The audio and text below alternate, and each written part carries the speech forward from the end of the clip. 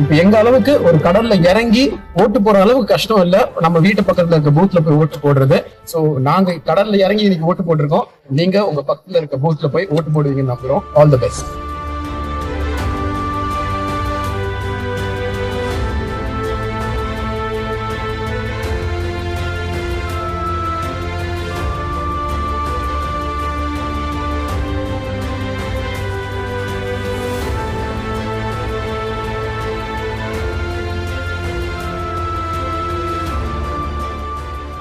வாக்களிப்பது நம்மளோட கடமை, நம்மளோட உரிமையும் கூட.